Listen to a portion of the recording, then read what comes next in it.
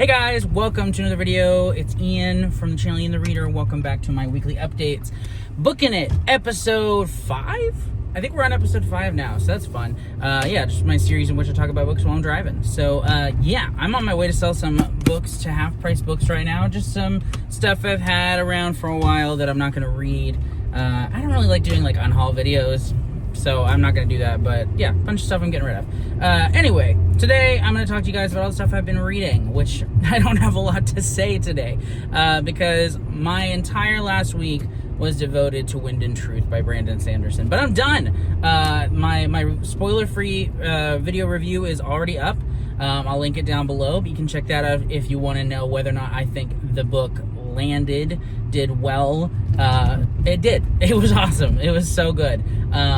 Such a satisfying read, really great building of tension throughout the story, and a wonderful culmination of the first 5 books while also leading beautifully into the next 5.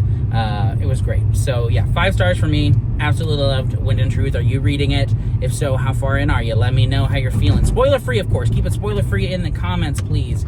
But yeah, I'd love to know what you're thinking of Wind and Truth if you're reading it, like most fantasy readers are.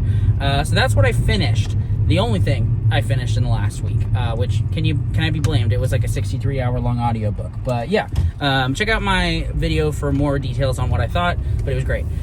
Moving on from that, what I'm currently reading, I have just started Hard-Boiled Wonderland and the End of the World by Haruki Murakami. This is a book that I'm reading for the Jake and Stacy Choose My TBR Challenge. My plan for the week, I'm just going to go ahead and get that out there, is to finish the final 2 books I have from them. So that is Hard-Boiled Wonderland and the End of the World, and The Way of Shadows by Brent Weeks. So hopefully there will be no more secrecy after next week's weekly update, so I can just stop talking about books I can't talk about, because I'm saving all my thoughts for the recap of that so they can find out who wins. But yes, the plan is to finish both of those this week. I've started both of them a little bit, not very far into either of them. They're completely different books, but I think I'm ultimately going to go ahead and do Hard-Boiled Wonderland first because it's less heavy on the fantasy elements and more on magical realism. And after reading Wind and Truth, I just need a tiny break from fantasy. I'll get to The Way of Shadows, which is like assassin fantasy, very soon. I've really enjoyed what I've read of that so far. Whether or not it sticks to landing, we'll see. But yeah, that's what I'm currently reading. Additionally, my friends, I finally got my copy of When the Wolf Comes Home by Nat Cassidy, which is probably my most anticipated release of 2025. If not my most anticipated, definitely one of them. And I got it both digitally and in the mail on the same day. So I gotta read that. I don't know if I'm gonna end up making it a 2024 read or perhaps my first read of 2025. I'm itching to get to it really, really badly. But I do have a handful of books that I've committed to reading this month and this year. So I've got to do that. So it might wait, but I did want to say that I got that and I'm very excited about it. As far as other stuff that I might read aside from those 2 books that I just mentioned, I need to read my family's book club book for the month of December, which is All the Colors of the Dark by Chris Whitaker. I'm very excited about this one. I read one other Chris Whitaker book this year called We Begin at the End, and I really enjoyed it, but this one has gotten mass critical acclaim. So I'm very excited to see how I feel about it. I think I'm going to love it. It's like a book that's described as a mystery, a serial killer thriller, but also a love story and a coming-of-age story. And I have a really good feeling about it. I think it could not only be a 5-star, but possibly make my top 10 of the year. It's like a 5-star, real strong 5-star prediction. So that's how I'm feeling about that. And then if I have time, either to read in tandem with something else, or just I don't want to do that one next, I may read Amulet, which is the first book in a middle grade graphic novel series that I'm just really curious about trying. And I've got the first 8 books. I got them on Facebook Marketplace for really cheap, and so they've just been sitting there kind of calling to me, and I need something that's really quick and snappy after the huge endeavor that was Wind and Truth. So I may pick those up. I'm really curious about them, and sometimes I just like a good middle grade and or graphic novel, so I'm excited about that. I'm also currently reading still Where I'm Calling From by Raymond Carver, his collection of short stories. I read a few this last week. I didn't quite do my one a day, just because again I was so focused on Wind and Truth and trying to finish it before this weekly update. but I'm really still enjoying his stories a lot. I would say there's 2 duds so far from me, but the rest of them have been absolutely magnificent.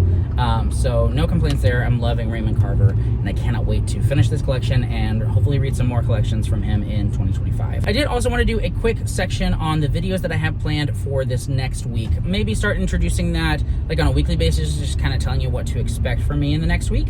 But as far as my plans for next week's videos, I have 2 planned in addition to my weekly updates. So first, I'm going to go ahead and do my top 10 disappointing reads of 2024, but I don't think I'm going to phrase it as disappointing reads. I might, but it's more of books that I didn't love, but you might.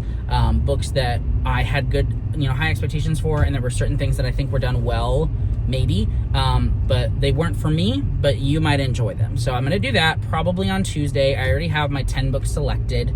It's pretty easy to pick them, which is not a great sign. But yeah, I'm going to do that video, and then I'm thinking that what I will do is my 25 books to read in 2025 video. I'm thinking those will be what I do this week, and then we'll see what I do next week. But I definitely have a lot of stuff coming, like my honorable mentions, my best books of 2024, obviously, and then I'm also going to be doing a series update on the books series that I read in 2024. Basically just telling you all the series that I read some of, and telling you, where I'm at in the series, if I plan on continuing them or not, and why, and if there are any that I've completed. So yes, additionally, I might end up doing my most anticipated reads of 2020, releases of 2025. That's a bigger video though, because I have like 50 plus books that I want to talk about, so that one will take some time, but that will either come out next week or the week after, so we'll see. But those are the videos that I have planned. That's pretty much it for this update though. Let me know what you guys are reading right now, and if you're enjoying it. Like I said, it was a great reading week, even though I only finished 1 book. It was Wind and Truth, man. It was Wind and Truth, and now I have to wait 10 years for book 6. Oh, why did I read it so fast? Okay, thanks so much for watching. I'll see you in the next video. Bye!